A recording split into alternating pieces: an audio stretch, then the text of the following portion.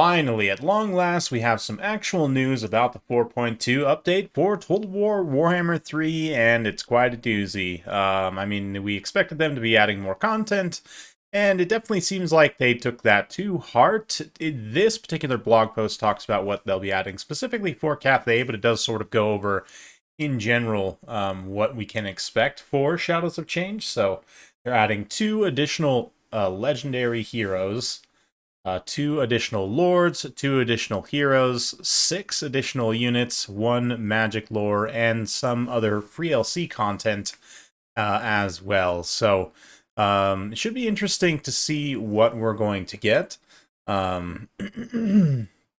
Yeah, it would just be a good thing to help kind of pad out, well, not necessarily pad out, but just give us more content, to be honest. And considering what they have listed here for Cathay, it all seems very cool and interesting.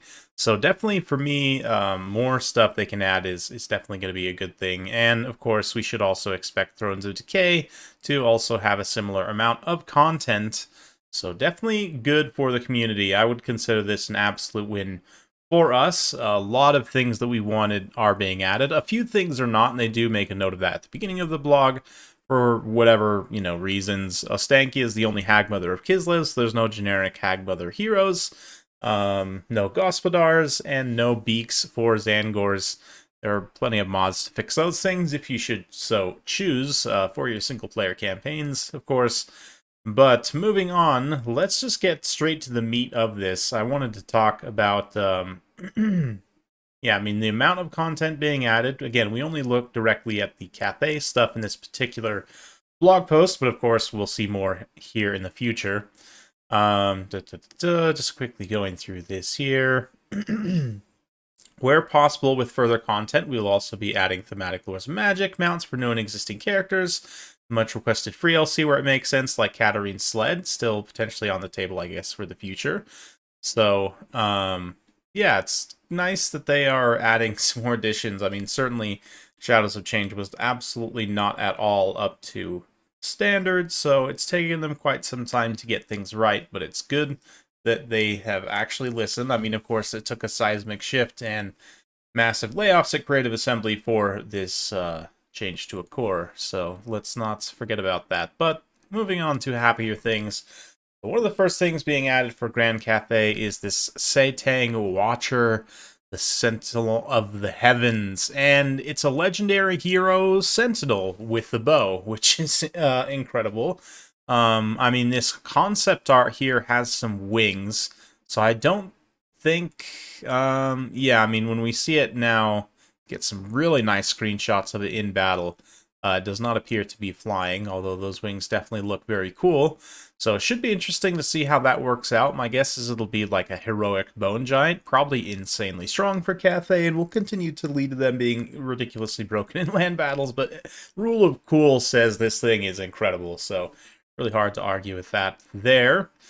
Yeah, we've also got a new hero as well, the Gate Master of the Celestial Cities. So just a nice generic melee hero. He's got his sword and shield, it looks like.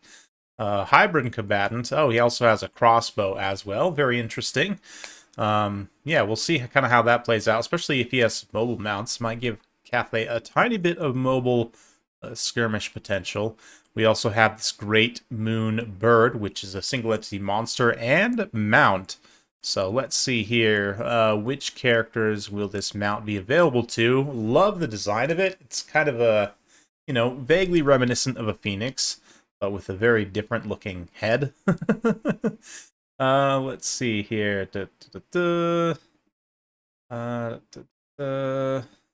Okay, so the Great Moon Bird is also a mount for the Astromancer. Okay, makes sense. It's a Moon Bird, Astromancer.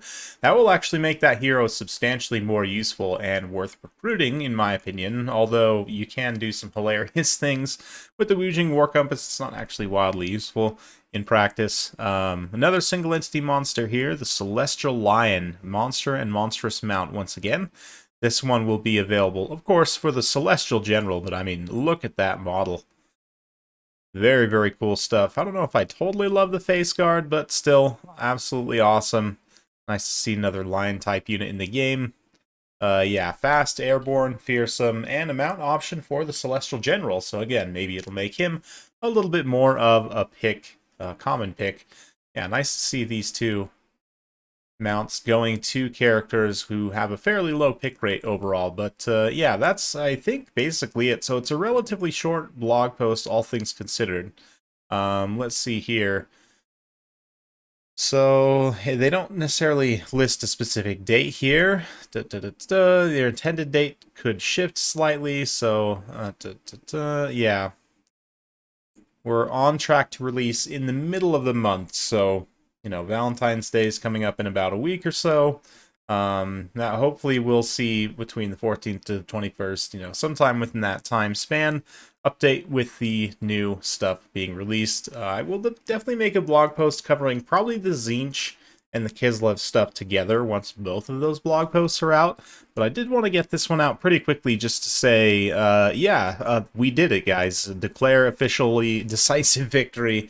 I mean, it took quite some time for Creative Assembly to execute it, but again, the fact that we're getting this much extra content and that we as a community have, you know, made our voices heard and voiced our displeasure in such a way that they actually did listen. And I will say, I don't think this is necessarily last chance. Certainly there's still Thrones of Decay and whatever's coming after still has plenty of opportunity for Creative Assembly to either redeem themselves or absolutely fumble the bag and finish themselves off. Hopefully the first rather than the second.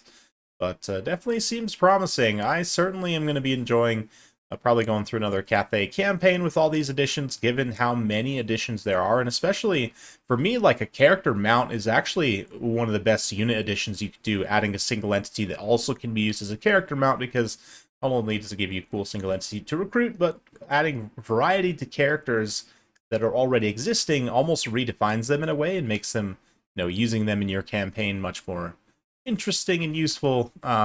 Yeah, it remains to be seen. Let me know what you guys think in the comments down below, but definitely some interesting additions. Not stuff that I was necessarily expecting, but certainly welcome. Hopefully you guys enjoyed this. If you like this sort of content, be sure to like, subscribe, hit that bell notification button.